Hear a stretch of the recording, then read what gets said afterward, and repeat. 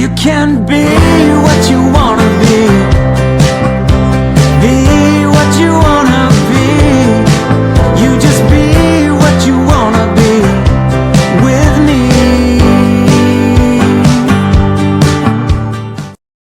Good morning, beautiful people. Let's try that again. This is one of these days I'm going to get this really good. I'm confident I will. My name is Sam Bowker and welcome to Real and Raw Stories. Today I've got my beautiful friend, Liza.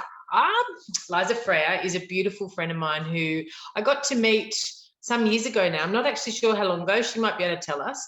But I just want to kind of give you a little bit of background as to why I really even started this show. Before I bring her in, I just want to share this with you.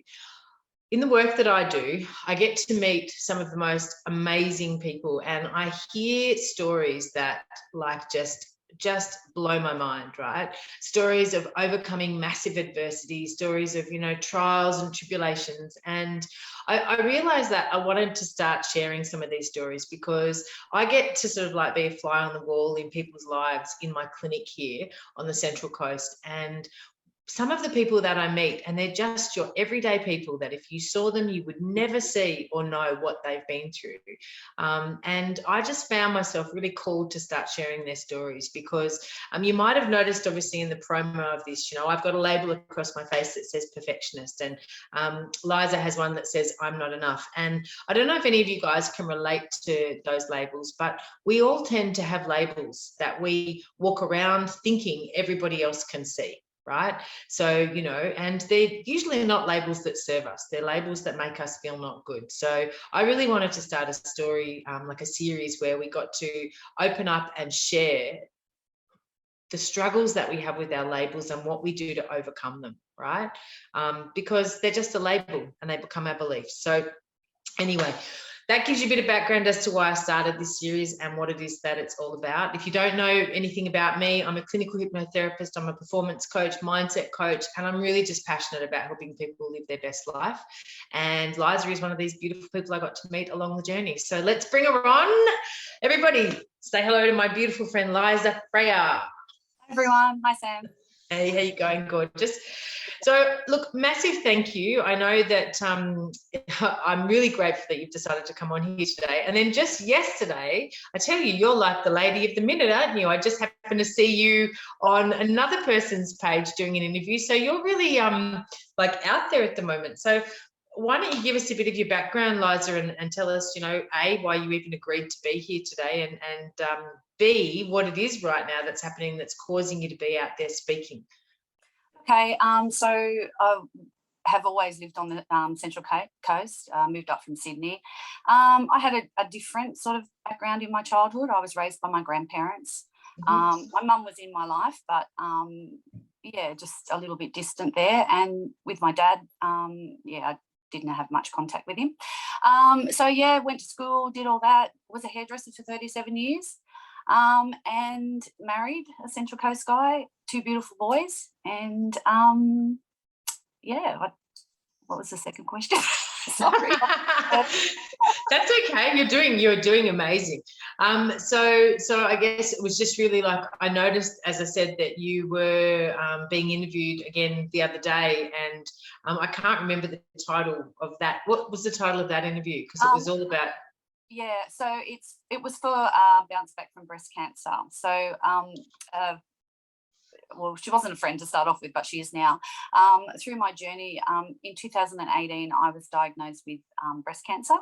Yeah. So through my journey, I got to, I wanted to change, do more exercise. And I found Kate Perkins at Erina from Lymph Solutions. Yep. And I joined, a bounce back from breast cancer team. Yeah, just to learn more a little bit about my body, and also to exercise, because I wasn't really into exercise. So when COVID hit last year, she actually put her program online. So now she's able to get that out to, you know, regional areas, out to people that don't get, you know, the help that, you know, we get in the cities type of thing. So, just to that. So yeah, I was on NBN. She rang and asked me, and one of the biggest things when I got diagnosed with breast cancer was spreading awareness getting it out there, because I was just going to work, been on a holiday, just went for my regular mammogram and ultrasound, and didn't feel it or anything. I wasn't sick, and it certainly changed my life. So, like, you know, firstly, I just want to massive thank you for coming here and talking with us today. And I also know, like, you know me, so you know I'm pretty direct and upfront. And I really wanted to ask you some questions that I know people want to hear but have never got the courage to ask. So I really want to know, like, for you, tell us a bit about, like, prior to the diagnosis. Okay, tell us who you were and what was happening. Who were you at that point? Before diagnosis, I wasn't just a mum, but I was mum and a wife. And nice catching that. Good girl. I was a mum, super mum, toughest gig in the world. Yeah, I owned a small business as a hairdresser in a retirement village. And I was life was just coasting along fine, you know. I was married, couple of kids. Married, couple of kids, and just doing life as it come, you know, getting them through school, getting them through uni. Making sure that they found their feet with a lot of support from me and my husband. And okay. And then how did you actually come to get the diagnosis? What happened? How did that happen? So I just went for a regular mammogram and ultrasound, which most ladies over 50, but I will say 40 now, should go and get their regular mammograms and ultrasounds every 2 years, they say. If there's a family history of it, then you need to go every 12 months. But you also need to be breast aware and check your breasts after every month period, and any changes at all. Don't just think it's a cyst. Don't just think that because you're young or you're 80 or you're whatever, that it can't be breast cancer. Because I had a almost 5 centimetre tumour in my very A- breast, and I never even felt it.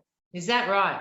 Okay, so you just went for a regular mammogram, and then from that mammogram to diagnosis, can I ask, you know, and I know this is a really personal question. If I ask you anything you don't want to answer, please say not interested. But no, what was it? What was it like getting that diagnosis? What did that? How did you feel? I think that when I first, so my doctor called and said, you know, Liza, I had a very good doctor. He was like a family friend, and he said, I need to see you. And I was kind of like, oh, really? And I said, oh, well, I've got work. And, you know, and he said, no, I need to see you now. And I still kind of didn't get it. So he said, and pick up your husband. We need to have a chat. So I picked up Dan, and we headed into the doctors, and I could just tell by his face it was going to be a pretty serious conversation, but I still didn't think, you know, I thought, oh, well, a lump has to come out. That's okay.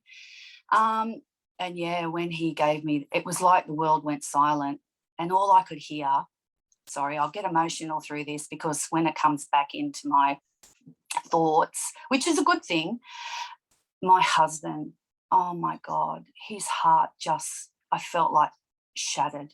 And the doctor had to more or less say to Den more so than me, because I think as a mum and a wife and maybe a woman, you go, okay, I've got this. I'm not gonna sink here. I'm gonna swim, and that's just all there is to it. And I think that was the hardest bit. And then coming out into the car, you know, he was angry, and, you know, for a lot of reasons. And then we just looked at each other and said, how do we tell the boys? And that was, a lot of people have said to me, oh, I don't want to go for a mammogram or an ultrasound because, you know, it hurts, it's uncomfortable, yada, yada, yada. And I just say to them, I'll tell you what's uncomfortable, when you have to sit down with your family and tell them that you've got cancer, and the blood drains out of their face and they don't know whether you're going to be here for the next birthday. That is pain.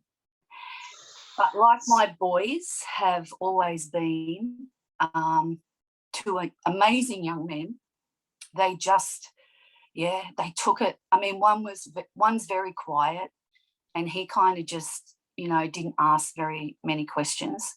But my younger one is a lot like me, and he just said, you know, Mum, we've got this. We're going to get through this. And that's what we did, you know. So when you know, obviously then I had to have, you know, lots of, you're in a bubble, and you just, you know, where normal people, and I would say as well, I can't go for that scan today. I've got clients booked in. All that just got wiped. Everything in my life got wiped, and it was all about doctor's appointments, speaking to doctors, speaking to specialists, getting in and having that surgery. And yeah, just Okay. And so that was in 2018. What month in 2018? That was in March. So March 2018. Yeah. And so, we're now in July 2021. Where from there to now, what has the journey been like for you? Okay, so after my surgery, which I had a lumpectomy, so I didn't have a mastectomy. There wasn't against, and with my breast cancer is not just under one platform. Right. Like we may all think. A lot of ladies will go. A lot of friends have said, "Oh, you should have just got your breast cut off, like taken off." But your breast cancer can still come back in your abdomen, your brain. You know, right. If that tiny little cell gets out in your lymphatic system or anything like that, it can travel to all different parts of your body. So it's not a case of just having them both taken off or one taken off. So I just went by with what my surgeon said, and she was from up here and wonderful. Sharon Lara, I'm going to give her a shout out because she, my team was amazing. Mm-hmm. So chemo was tough. Mm-hmm. That's when cancer got real for me, because obviously losing my hair, being a hairdresser, people say, oh, it's only hair, you got your life. But hair changes a lot. Hair hides big ears, big foreheads, people hide behind their hair. Yeah. And some people's hair are their crown and glory. Yeah. And how many times do you go into a hairdresser's and say, oh, number one, please? Yeah.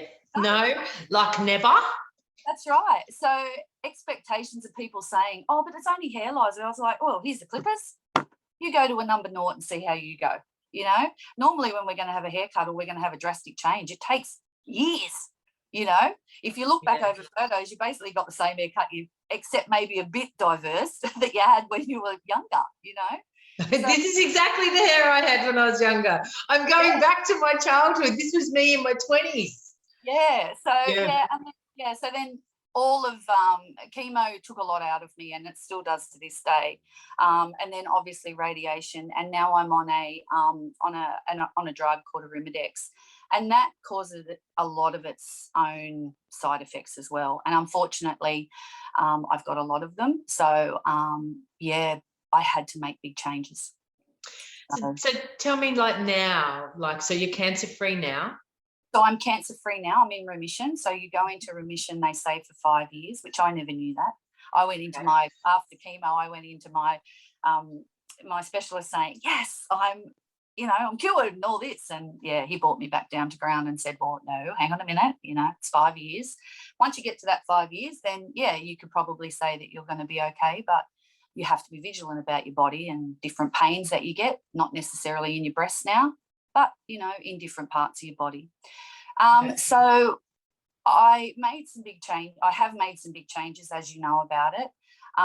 And one of the big changes was doing exercise. Mm-hmm. But I think my biggest challenge was my mental health. So on that note, your mental health. I would love you to speak a bit more, because this group is called Mindset Warriors, and anybody that's here today listening, if you've ever struggled with anxiety or depression or any kind of low vibrational thoughts, I'd love you to go ahead and chuck them in the comments, just so we can kind of get a bit of a guide. But what did you do from that point, Liza? How did your journey, because I would imagine, from diagnosis to going through the chemo and it's still continuing on, I would imagine that the mindset is probably the number one thing that you need to keep straight, so that you don't fall into a pile of, into a puddle on the ground. So what did you do, and how did you go about managing that, and how do you continue to do so? Yeah. So what I did was I found you on Facebook before I was even diagnosed with the cancer, and Is that right? and I followed didn't know that. for a long time. And then when we got into lockdown the last time, 2020, I don't know, I called you, and because you were having technical problems, and it was like you disappeared, and I was getting messages from random messages, and it was under your name, but it didn't seem right. So I rang you, and we had do you remember that? And I had a conversation. And I don't know, in the conversation you sounded like you just hit every button. So then when you came back, I was following and listening to a lot of what you did, and I really resonated with that. So then you started to do a lot online, which was fantastic. And I kind of joined all these groups, and I don't know whether you remember, but you were sort of giving away different things, and I was winning them. You won everything, I remember. I won. I've never won a job raffle, and I was winning them. And I used to come out to my husband and say, I've won, Anyway, one thing I did win was the vision board. Yep. And I love that. And to this day, I always reflect back on it, because there's so many things on that vision board that I put that have happened. Yay. And then the next thing I did was the Mental You Health Gym. Yeah, Happy You Mental Gym. Yeah, and every Wednesday we'd meet, and there was so much greatness and understanding that really, that I understood. And so even though I changed my body with my exercise, I knew that this was the path I needed, because I had a lot of way back stuff that needed to be cleared and needed to be dealt with. So that's what.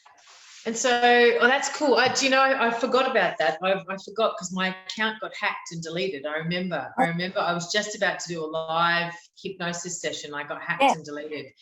Yeah, and I remember that. And so then can I ask you, like, having done sort of, because you've now done a bunch of my different workshops, you've done my 12-week program, you've done my half-day workshops and stuff.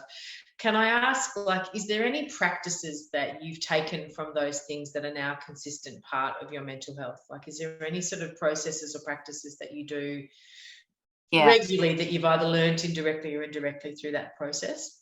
Yeah, definitely. Like meditation and hypnosis. I had a session with you also during lockdown that I was able to keep, so I definitely do that. I definitely journal a lot because sometimes I tend to shut down instead of verbally saying what I need to say, and that's just come. I'm working on that, but I think that's just come from years that you pick your battles, and there were a lot of battles back many years ago that I just couldn't fight, because, and so I've learned to, to journal and to and just be grateful, I think, and keep the podcasts up, join the inspiration. Some days like I may not be on Facebook, and then all of a sudden I'll just go, okay, I'm going to go to your page, and then just in that day there might be just something that you say, and I think, okay, all right.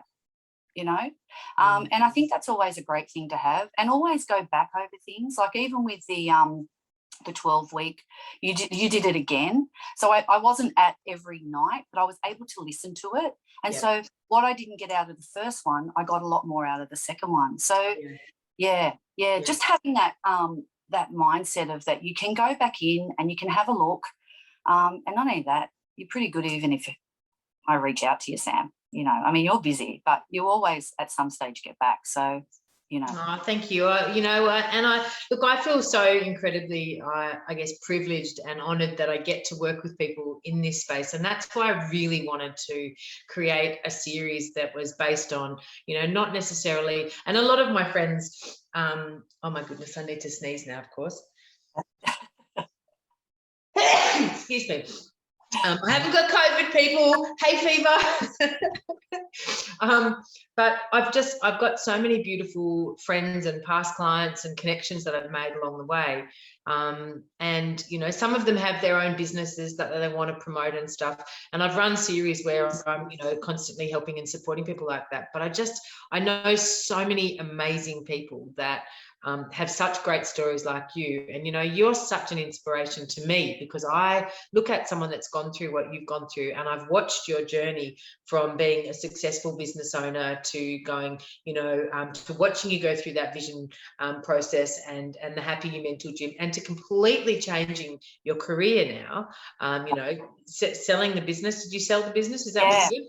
Yeah. Selling the business, you know, and completely, you know, pivoting. And so I'd love you to speak a little bit about that, because I know that must have been, I mean, how long had you had the business? Was it 27 years or 37 years?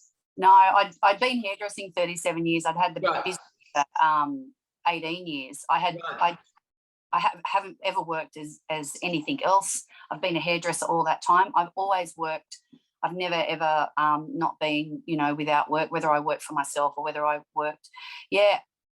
Look, if you would have told me 12 months ago that I was going to sell my business, there was just no way. I mean, it was a successful business. I didn't sell it because it was not making me money, not giving me a nice lifestyle. But you know what? It didn't matter anymore.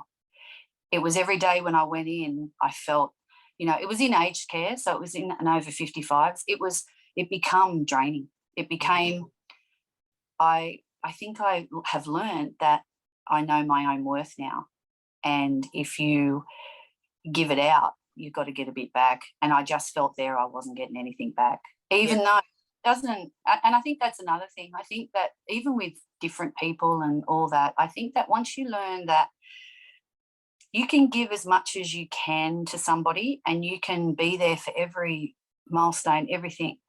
But sometimes when it's not appreciated and when it's not coming back to you, you have to make those big sacrifices. And I have with my business, you know, with certain family members, you know, yeah. So I've made huge, big changes. Yeah, I've noticed, I've watched you do that. And I remember you coming to me one day and talking to me about the environment that you're working in. And you were like, everybody's so negative, you know, and I understand how easy it can be for people that are, you know, in nursing homes to end up going down that route. But I remember saying to you, you know, you can choose who you surround yourself with. Yeah. You get to choose that, right? Yeah. You get to decide. And you know, that real kind of like low vibration victim mentality, you get to decide. And this is not a judgment on any of those people, but you know, it's very clear to me that you made a decision that you get to decide that that's not serving you anymore, you know. That's and right. it was I think through this journey of the breast cancer, you know, I just learned that, you know, my body, I can heal my body. That's fine. But I think my brain has a lot to do with my body. And over the years, my brain wasn't serving my body. You know, it was, which is a bit deep, I know. But I think when I look back now, there's just so many things. And I'm still unraveling it all. You know, I'm still, you know, I'm still just learning each day. Choices I have made are purely the choices for me. And sometimes when you're not a person that wants to put yourself forward first all the time and never have put yourself first, I am now, you know, besides my husband and my two boys, I have to think, I have to do this for me. Yep. And so what have you noticed has been the greatest shift for you now that you've learnt that you have the power to change your mind, you have the power to put yourself first, you have the power to kind of pivot and do what you want to do? What is life like for you now? Obviously, having changed the label from I'm not enough to clearly you now are enough, and you now get that you are enough. What have you noticed as the biggest changes that you've made now that you have that awareness and that label is no longer I'm not enough? Yeah, I think for me, the biggest thing is that I've made my circle smaller. That the friends and family that are in that circle are great, supportive, not negative, you know, people. And I think just for myself, I don't wake up with all that overthinking, and when it does come back in sometimes, because it does, then I know the platform of where I can go to get that help. Yeah. So look, I don't want to avoid the topic because we came on and we got you to talk about it. And I guess, I'm 46. I've never had a mammogram. I did have an auntie who had breast cancer. So what you're saying is that I should go and have a mammogram. Yeah. So how do I do that? I don't even know how to do that. So just go to your GP. Yep. Because you're 46. Well, anybody can go to one of the caravans that's got the breast screening there. But I'd suggest, because you're 46 and because it is in the family, I would go to your GP and just ask for a mammogram and ultrasound to go to PRP and go and have one, Sam, especially for you, because do you know if was it genetic? I don't know anything about it. Yeah. That's the thing, is that maybe mine isn't genetic because I had genetic testing, but maybe my mum or my grandmother, they may have got breast cancer, but they died of something else before they got it. Right. So no guarantee. But not only that, you have a daughter. She needs to know as much as she needs to know about your health, because when it comes to a time when she's here without you, if something happens, she can go, oh yeah, mum did that. Mum told me about that. Right. You know, because now I don't have my mum or my grandmother, being those two generations, I can't ask those questions. You know, I've asked cousins, is it in the family? Has anybody had it? Nobody's had it. Right. You know? So for it to come out, and I mean, I know, we can all, do our breast feeling and everything like that, but I didn't feel mine. Right. Yeah. So yours was just a routine situation. Yeah. And also, breast cancer is just not a lump either. Lobular breast cancer is like a muscle that's elongated like that. There's lots of different diversities. You can have it under your arm, and people say, yeah, but I can't feel it and I'm not sick. Well, by the time you can feel it and by the time you're sick, you're probably at stage 4. Right. Early detection saves lives. And as women and men get breast cancer, they've got breast tissue, so they get breast cancer, which is even harder to get over. So I say to my boys all the time, and even Dennis, I mean, he's related to me by marriage, but I even get him, check your breast tissue, you must, So it's so important, ladies. Just we're going to get out there. So ladies and gents. Yeah, and if you're over 50, you should be going. And if it's in your family, I don't care how far it's back, it may have missed a generation. Right. Okay, well, I'm going to do that. I will go and see my doctor. And I just see, this is an example though, like, people don't know if people like you don't go out there and share. And so I'm really grateful that you've jumped on today, and I'm really grateful that you've been so open and authentic with everybody here. And I'm stoked that I get to work with you and that I know you and I've seen you on this journey. I think you're an absolute powerhouse, and I wish you all the best with your new journey. And now that you've, started to put yourself first. So I was like, if anyone's got any questions, like, go ahead. Liza will keep posting, into this group. She's in this group. So, if you guys have any questions, if you've got anything that you, need some information on, or if you want anything further, then just, reach out and send us a direct message or, comment and like on the page. So I will just say, Sam, that when you go, your doctor's probably going to feel your breasts and go, oh, no, you're right. It's your body. Demand it. That's one thing I've learned. I always said, even to, I've got a beautiful doctor now, because my old doctor retired. I just said, we're going to go from worst scenario and we'll work back from there. Right. So that's just because it's your body. So no, you may not feel it, even though you may not think it. And they may say, oh, no, you're too young. I've gone through this journey with 2 girls that were 30 and 32, both double mastectomies, both triple negative breast cancer. That's another diversion on its own. So it doesn't discriminate.